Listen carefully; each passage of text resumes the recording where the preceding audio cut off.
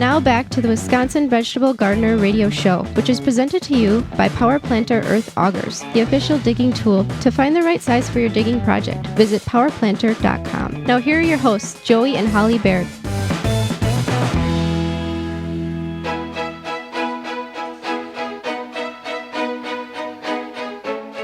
Welcome back to the Wisconsin Vegetable Gardener Radio Show. So glad you've hung around. We're going to be talking about some deer-resistant plants in which you can incorporate into your landscape, and we're going to throw some vegetables and herbs in the mix as well. We've got about 20 to go over. We'll see how many we get through in the second segment here.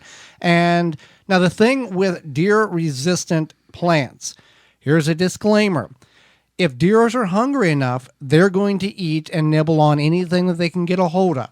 So these are deer-resistant, not deer-proof. Right.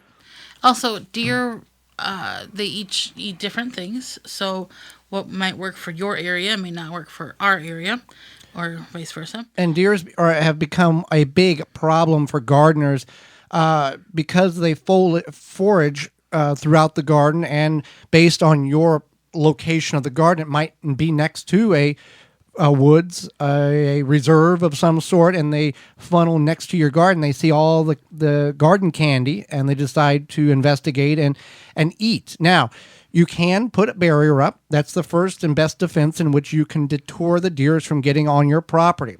How tall does a fence need to be? At least 6 feet. At least 6 feet, some 6 to 10 feet, based on who you ask. That's quite a big investment based on the size of the property in which you're trying to protect. So the next best thing is you can use a spray or a repellent to deter the deers from eating your plants. Now, we've got a great sponsor, Deer Defeat. It is an effective deer deterrent for not only deers, but rabbits and groundhogs and other browsing animals. It doesn't wash off. You can spray it directly on your plants up to the point of, if it's a vegetable, up to the time of flowering. It doesn't scare the deer off, but it keeps the deer and other animals from eating it. It has an odorless smell to the human after 30 minutes, and you apply it every 30 days, and it will not wash off. It's great to use. All natural products, and you can also save a little bit of money by using coupon code RADIO. Save 10% whenever you go to deerdefeat.com. Deerdefeat.com. Use coupon code RADIO at checkout. And it really does work, and the testimonials prove that from gardeners from all over the country. Boxwoods are a popular shrub, and they're commonly used in landscape. Now, there is a disease called boxwood blight, which is something to think about. But this plant takes well to pruning. It will grow for decades when it's happy, and it's a full sun plant. Yeah, so keep in mind that these are just a small list of plants in which are deer resistant, not deer proof, that would look good on your property. We didn't include everything because it would take a whole hour in order to go through all of these. But boxwoods are a very good popular plant in which is incorporated into many landscapes throughout North America. There is junipers. They're very tough plants. They can grow short or tall like a tree, and it's an indestructible evergreen essentially. That's a very strong word. They're a very hardy plant. I know that they are. So yes, they are, and deer typically don't care for them. Lilac is another one. We've got lilacs on our properties. Your sister has one in her backyard. Your mom has one in her front yard. Very durable plant. Now we don't have the deer infestation as some gardeners do, especially in our direct area. Correct. Yeah.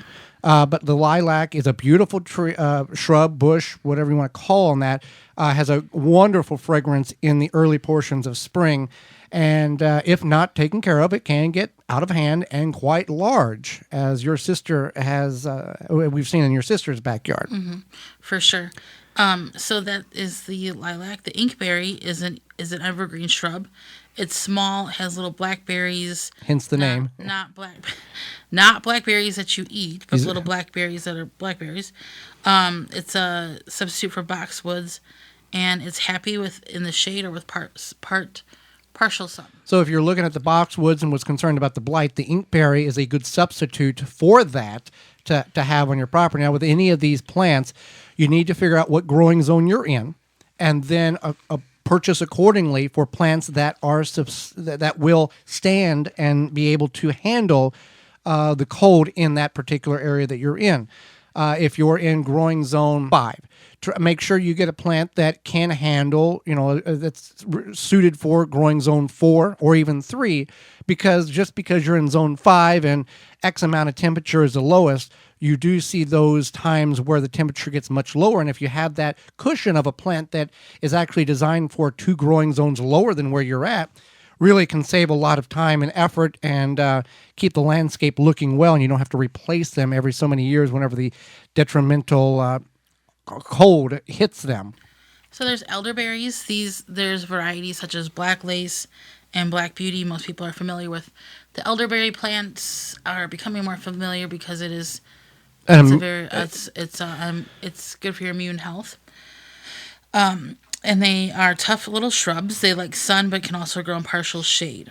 And then we have holly, not you, because I don't think, well, the deers probably wouldn't eat you if you stood out in the field. But this is the bush shrub. How do you know that? I'm just taking a guess. Maybe they think I'm tasty. I don't know. This is not the time nor the place for that conversation. Okay, fine. The holly plants. Now, the thing about holly plants, there's several different varieties. They may nibble on the plants, but people always say, well, they said it wasn't it was a deer-resistant plant, and they ate part of my plant. Well, still. But again, if they're hungry enough, they're going to eat something. But yeah, there are a couple of different varieties of the holly bush, holly tree, holly plant, however you want to categorize that. And they can grow in sun or shade. Right. So daffodils are... We're all familiar with daffodils. Right. Now, the sign of spring. But keep that in mind. Yeah. They only bloom in spring. Mm-hmm. So that's something to keep in mind, and those prefer full sun. Another one, let's get in some of these vegetables here in which are good for deer-resistant plants. Rhubarb, whether you grow it in a container, as we do, or you have it in the ground, deer-resistant. Mint, always grow that in a container. Never grow that in the ground. Otherwise, you will have a garden full of mint that you'll never get out unless you use harmful chemicals. That's just what it is. If you're familiar with creeping Charlie, as we are here in the upper Midwest in the Wisconsin area, mint is a relative of that plant. Mint is just very aggressive. Yeah, so is creeping Charlie, but creeping Charlie is not on this list, but I just wanted to bring that up as informational base there. Another one is garlic. Garlic is typically planted in the fall, harvested in the spring, early summer. Onions, another one that deers do not find appetizing. Potatoes are another one, as well as hot peppers because of the heat factor. They get in their nose and ingest that, and they don't like that very much. And dill. So dill is also very similar in the fact that it can be invasive like mint. It's a different invasive. If you let it go to seed, it's going to reseed and continue. In some states, it is considered an invasive species and prohibits the growth of it in certain areas. Chives, also related to the onion, rosemary, sage, thyme, all herbs that are good for, and oregano, all good for deer-resistant plants. Do you have time for the deer? Nobody wants time for the deer. As well as another one, which is not as familiar to some people, but it's called Mexican sunflowers. And it has a very abrasive leaf structure to where the deers don't like that on trying to eat it. It's very prickly to a certain degree, and they'll go elsewhere. So some people will actually surround their garden with the Mexican sunflowers. So that's something to also keep in mind. The other thing to keep in mind is don't put the deer candy right by the edge of your garden. The peas, the beans, yeah. Yep. Tomatoes, whatever that might be attractive to them. You don't want to put those... Lettuce and spinach. You want to put those on the inside and then put the plants that they don't care for on the outside, because as most of us know, deer are easily spooked. So if they're going into your garden, they're going to go around the edge, typically, and then if something spooks them, whatever, they're going to run away. Right. So that just that's a handful of plants that are deer resistant that you may want to incorporate into your landscape or your garden based on your herbs and your vegetables. That deer resistant, not deer. For more information, please visit thewisconsinvegetablegardener.com.